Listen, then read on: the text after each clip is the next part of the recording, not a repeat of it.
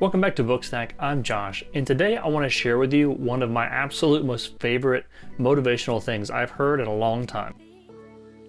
Hello friends, welcome back to the channel. Here at Bookstack, we're all on a journey of self-development and transformation to help us reach that next level in our lives. And along that theme, I was watching a video the other day by David Goggins, that amazing Navy SEAL guy who does these 24-hour marathons and crazy Ironman races and 100-mile ultra marathons. I mean, the guy is just hardcore. In fact, that's the one thing he says on his channel all the time: stay hard. He was on a podcast and the interviewer asked him about something he mentioned in his book called Purposeless Performance. And when he dove into this topic, it really just captured me.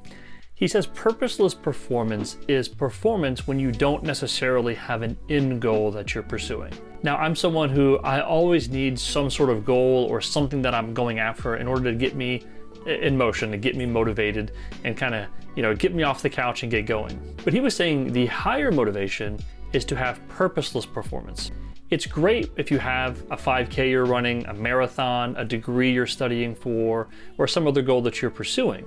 But oftentimes what will happen is once you achieve those goals, once the race is over, once the degree has been awarded, your motivation kind of stops. And for a lot of people that's true. After college or after high school, they don't read another book almost their entire lives. They stop progressing, they stop developing, they stop really having that pursuit of knowledge like they did when they didn't have that educational goal in front of them. And I know for me right now, I don't have any exercise goals set, so I'm not really pursuing any kind of exercise regime right now. And I've really been thinking, I really need to set a goal so I can get motivated to start making this thing happen.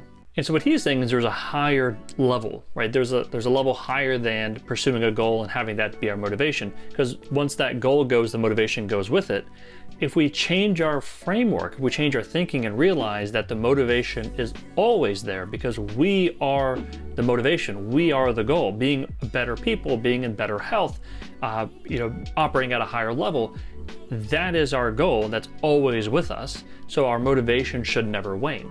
So I know that's kind of a backdoor way of still setting a goal, but ultimately it's not something external or extrinsic, it's really intrinsic. The other thing I don't think David Goggins is saying is don't have a goal that you're trying to achieve. He has goals all the time. He runs races all the time. He writes books, right? So he has goals he's trying to achieve. So I don't think he's saying, hey, don't have goals, only have this intrinsic sense of motivation. I think having an extrinsic goal is really great in order to help you get started. But ultimately, we should evolve. We should evolve in our understanding, moving from extrinsic motivators to intrinsic motivators. What we should try to do ultimately is tie what we're doing to our identity, to our sense of self, and let that be the motivation behind what we do. In other words, I write because I'm a writer, not because I have a writing goal that I've set. I want to write 30 minutes every day, but I'm a writer. That's why I write. It's not a extrinsic motivator, it's intrinsic motivator. I run not because I have a 5K or a 10K or a marathon. I run because I'm a healthy person and I'm maintaining my health, and I do that through running. And so the interviewer asks him, so how do you overcome this dearth of motivation? He says, start with wanting to be better. And I really couldn't agree more. A year and a half ago, that's where I was. I was in a position where I just wanted to be better. I knew I had so much in me. I had so much more potential than I was activating. So many more things I wanted to do that I really just wasn't pushing myself to achieve. And that was really starting to bother me. So I did set some goals. I got myself in motion, and that really helped me kind of get the activation energy to get started. But I really have evolved in my thinking in most things. In some things, I would like to think that now it is more of an intrinsic motivator than in something that's intrinsic, but I still have a long way to go. So I would say do this. Think of the person you want to be. Think of who you want to identify as. That, I'm a writer, I'm a speaker, I'm a leader, I'm a parent, a spouse, a friend. Have that identity and see what actions go along with that identity. One of my absolute favorite books is An Astronaut's Guide to Life on Earth by Hadfield. In there, he tells a story of when he was young, he started to identify himself as an astronaut. For those of you who don't know, Hadfield is a Canadian astronaut who has spent, a lot of time on the International Space Station and has been involved in the space industry for decades. And when he was young, identifying as an astronaut, he would kind of run his decisions and his activities through that filter of being an astronaut. He says he'd get home from school and try to decide, do I go outside and play or do I do my homework?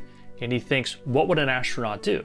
He goes, well, you know what? I think an astronaut would focus on their homework. So that's what he would do. Go out and do his homework, and then he would go out and play.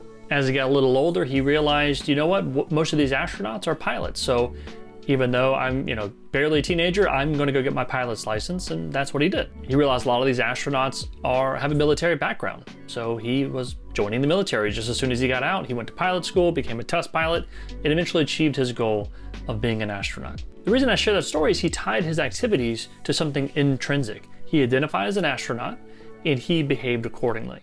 So think about who you want to be and begin to tie your activities to that person and think, you know what? I'm a good friend, a good spouse, a good parent, I'm a writer. What would that person do in this situation? And do that. Again, it's not bad to have extrinsic goals or things we're trying to achieve. No, that's fine. Just know there's a higher level of motivation that we can carry with us at all times, and that is progressing and becoming a better version of ourselves and achieving that level of potential that we know we have on the inside of us. So that's it for this one, Purposeless Performance. I hope it helped you and inspired you as much as it helped and inspired me. That it's caused me a great deal of reflection on what I want to do, what I want to achieve, and who I am and who I identify as. I hope it does the same for you. Would love to hear in the comments what your thoughts are, what you're pursuing, and maybe how this has impacted you in some small way. So thank you so much for watching. I really appreciate it. We'll catch you in the next one. Don't forget to like, comment, and subscribe. Thanks so much.